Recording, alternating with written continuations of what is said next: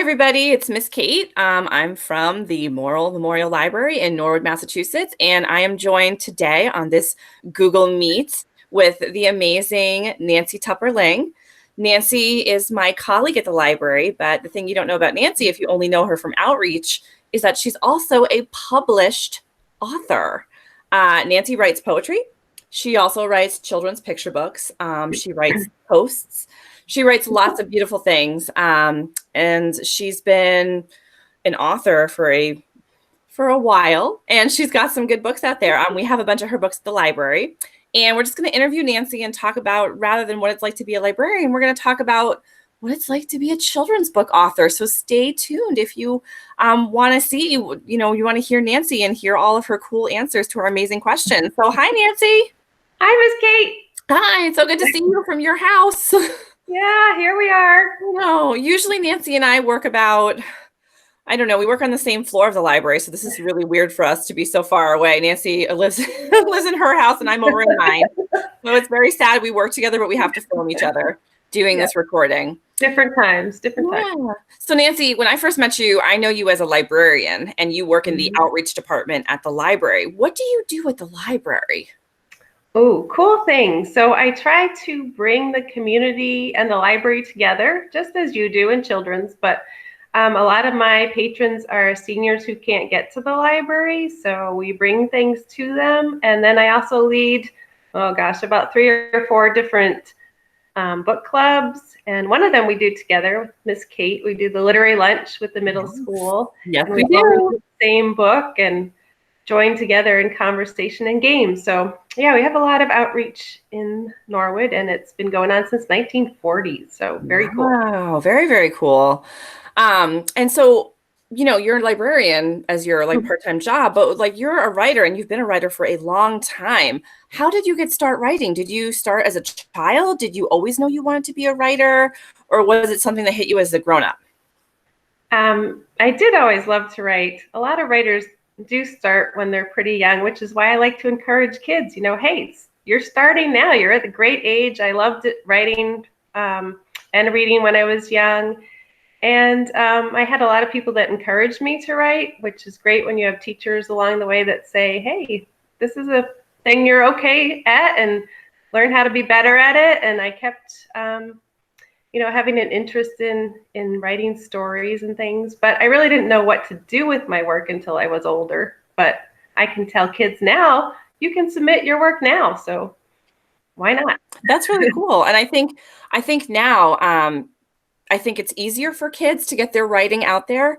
There's a lot of platforms for kids to submit their writing. You can start your own blog. You can just make sure you ask your parents. You can do a lot of different things where people can see your writing in a way that wasn't really possible when Nancy and I were kids. It was just kind of like you kept a diary, you wrote short stories, you wrote stories and you kept them in a notebook. Or when I was a kid, we actually had computers, so you could type them up. And so that's really cool now that kids have more platforms to do all kinds of writing and make sure that their work gets out there. Yeah, and there's a lot of great kids that review books too, and that's a platform, so that's very cool. Yeah, that's actually a really good point, Nancy, because writing a review is really hard. I did not realize how difficult that was going to be until I started doing that in my adult life. But learning how to write reviews of books is a really great place to start your writing skills, because they usually have to be short. You usually have to be pretty concise, make sure you have all the right words in the right places, and kind of to get your meaning across effectively. That's a good point, Nancy. How long does it take you to write one of your books? Okay, this is a very good question because it differs for each book, and I have a sample, so I will show you. So my book, The Story I'll Tell, which, let's see, I have here a copy, since the library is closed. No, thank goodness Nancy had them at home. This is The Story I'll Tell. And this story idea came to me pretty quickly, and I wrote it up, and the amount of edits wasn't so bad. If you can see that, it's a little bit of a folder, and the whole thing from when I wrote it to when it finally got published, really didn't take much longer than a year. which still sounds long to a kid. But but in the publishing world, that's pretty fast, right? Yeah, that's Okay. very, very fast in the world of publishing. But this one, the book Double Happiness. Yes. Okay. That's my okay, and let me just interrupt. That's my personal fave. I love Double Aw. Happiness. I just love this book. Nancy has written more than just picture books. Nancy also writes poetry, and she's written some kind of like some anthologies and some other things. But Double Happiness is my favorite kids picture book. It's my fave. And it's written through poetry, so there's poems throughout. Yeah. So just to show you the difference, oh my goodness, this is 10 years Wow. of writing and revising and writing and revising. So I like to show kids the difference because, you never know. And sometimes your favorite story that you've written isn't the first one that gets published either. So you just write a lot of everything and you send it out there. And, one of my first publications was a poem. So a poem can get published maybe in a journal first. And then you're building up your little resume there. And eventually, this big tome, which ends up only being this little book, can get there. So it's good. You keep trying. Wow. So do you like to write your stories by hand? Will you type them up? How do you actually write your stories? I still jot down in my little journal some ideas and things. And I think because I write poetry, I start first with, some smaller jottings. And then eventually I go to the computer and print out and mark it all up and then retype it. And so eventually I definitely moved to the computer, but I like to start with the hand still. Yeah, I think it's still a good idea to take around a little notebook to jot down your ideas because if you're not near a computer when you have an inspiration, what are you going to do? You might lose it. So, yeah. These days, who knows? Yeah. Well, Nancy, I liked your point too that you said that you don't necessarily, it's not a linear process. In other words, it doesn't set you, we don't go from writing one story to submitting that same story to getting that story published. Like it doesn't really work like that for writers. Most writers write lots of different stories and kind of throw their work out there and see what they can get published and kind of work that way. Do you think most writers do that? I think it definitely varies. That's how a lot of people I know work. But there are people that are very, they have to concentrate on their novel. And but even with a novel, some people do that differently. Like one of my friends, Linda Mullally Hunt, she, addresses a chapter at a time and kind of jumps, to a different chapter and whatever's sort of hitting her at the moment. So it's not all linear, that's for sure. Yeah, that's really true as well. So one of the things I was most fascinated to learn about when it comes to publishing picture books, which I think most kids are familiar with, I always thought that you as the author got to pick your illustrator. You met with your illustrator. You worked and worked and worked and worked on those illustrations until they matched your text perfectly. And that is not how it is done at all. Can you describe the process of getting someone to illustrate your work? I mean, some authors do illustrate their own work, like Eric Carle, very famously. Yeah. How does the illustrator process work if you're just an author, if you just write the story?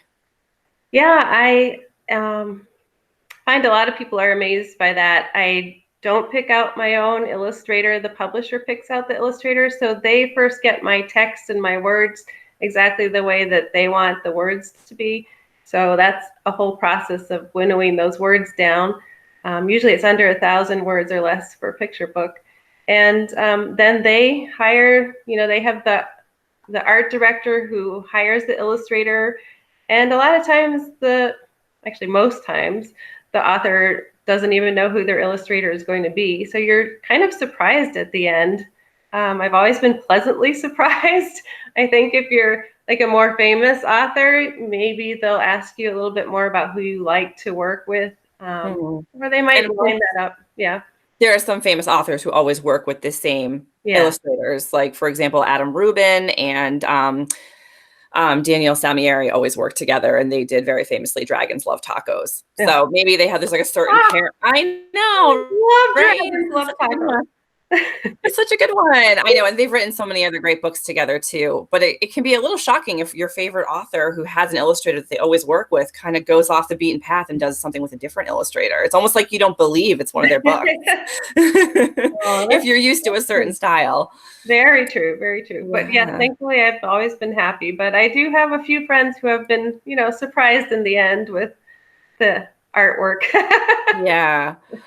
Now, will the publisher allow you to give any feedback on the artwork, or it's kind of like you got what you got and you might get a little upset? Yeah. Sometimes they'll say, oh, you described this room as blue, and by the way, the illustrator made it purple, so we're going to change your words. Sometimes I've had people come back and have me change my words to go with the illustrations, but there's not a whole lot of given. I mean, they really want the illustrator to have their turn to imagine things as well. Yeah, that's true. Because I guess they didn't tell you, I mean, other than your editor, nobody sat there and was like, Nancy, you have to write the story this way. You know what I mean? Like, oh, we don't like poems. You need to do it in like a different way, Nancy. Sorry. So I guess it is true. That's a really good point to mention that the publishers want the illustrators to have their own artistic view on the story too. Yeah. Very cool. So what has been the most difficult book to write? That's a really good question. To write, it probably hasn't been published yet. Oh, that's been the most difficult, I guess. I have a lot that, my problem is sometimes with plot. And so, I have an agent now, which is great. And she helps me get my work better so that I can submit it out to the editors. And, there's just some stories that just maybe they've already been told by the time I get around to making it really good. Yeah. But actually that reminds me that sometimes something that you do at the library that's really interesting is sometimes like we've worked together on finding books for you that you're using for your research purposes, like similar books on a topic, or how do you go about like researching what's out there in like the publishing world, what books have been published on a certain topic? I mean, usually you come see me and we usually hunt around for That's it. All everyone needs is a Miss Kate, and then they're good. Oh, thanks, Nancy. But I'm sure you must poke around online and do some searching and then come to the library and request things. My first book, My Sister Alicia May, it happens to be about two siblings, and one of the siblings has Down syndrome. So I did a lot of research on that topic and finding out like there's 9 character traits that are typical of somebody that has Down syndrome. And so any of that research, obviously, I love to use my library and the catalog and look by topic and just, to see adult books or children's books, what's been written already and what's, helpful to my story to make it better. So, all good things. Yeah. When you were a kid and you were writing, did you tend to sort of imitate the style of somebody you really liked, or did you, when you read things that you really liked, or were you kind of always sort of off on your own doing your own thing? Oh gosh, I have to go back. I feel like I was probably too much off on my own, and now hopefully I've learned a little bit more about it. It's not bad to try to imitate somebody's style. Maybe it's to parse down your words more, or maybe it's, to use observation more when you're writing, anything like that. I think when I was a kid, I just thought I knew it all, probably. So yeah.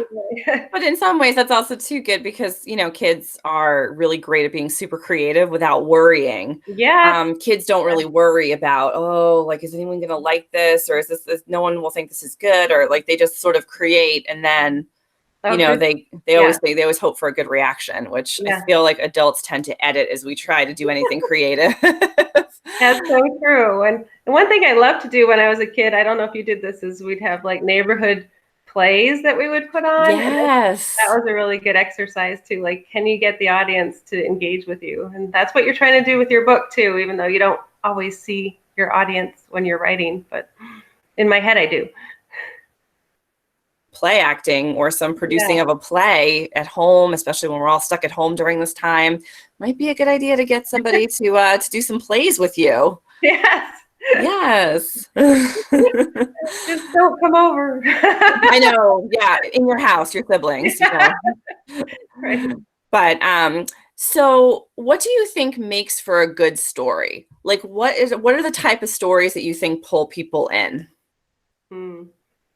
Um, well, like I said, I always have to work on my plot. Good scenery is fantastic, but I Hmm. think voice, which Hmm. draws us in as adults reading too. We just want to have that voice that, we love that story for who's talking to us. And Hmm. I guess character is really the thing that, you know, you want to feel like you empathize with somebody. So Hmm. that's what I've tried in my own stories, to create characters, and a lot of them are based on, real people to me too. So, Hmm. um, Well, that. actually, that kind of leads into my next question. So Nancy is also, in addition to be a librarian and a writer, Nancy is a mom of two girls, two teenage daughters. Well, maybe one of her daughters is Yeah. already 20. But what does your family think of your work, your husband and your children? Is it something like, oh, my mom's an author, or is it kind of like, whatever? Yes, it's a whatever. Do I they like? remember when my daughter first went to a new school, and I was carpooling with one of her friends, and her friend like stopped in the middle of we were driving along, and she's like, "Wait, Mrs. Ling, you're the person that visited my school back in fifth grade." And she was going on, and then my daughter was like, she only had one book then. I was like, wait a minute. So I get more approval from the friends, I think, than the Hmm. family. Than the But kids. That's I, good. Do they get a little nervous that they might be an inspiration for some of your oh yeah, characters? Oh yeah, okay. yeah, they are. Yes, They are, definitely. yeah.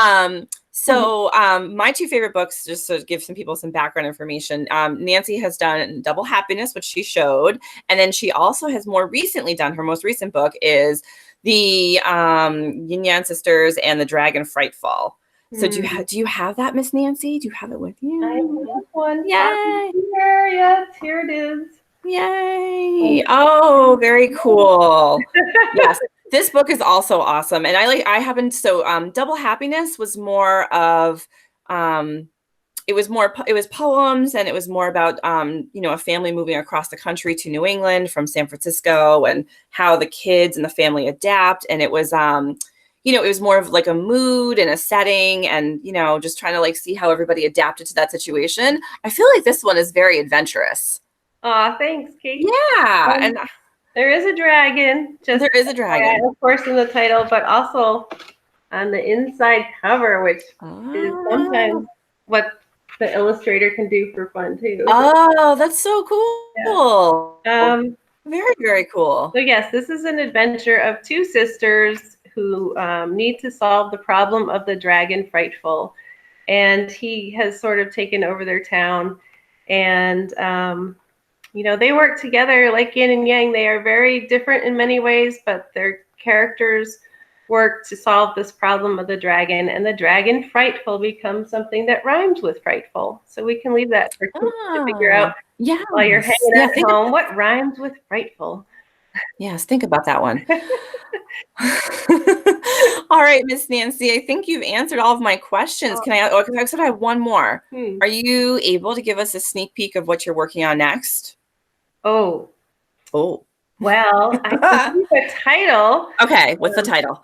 I don't have any artwork yet, but it's For Every Little Thing, and it's going to be a book that's done with my co-author, June Kotner. We've done some adult anthologies, and this is a children's anthology.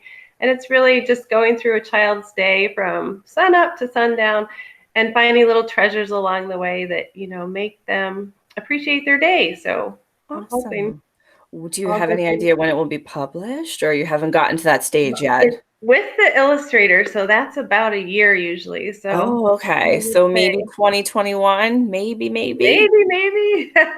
I'll let maybe, you know first, maybe. All Kate. right. Now, thank you. I feel like I should get the scoop.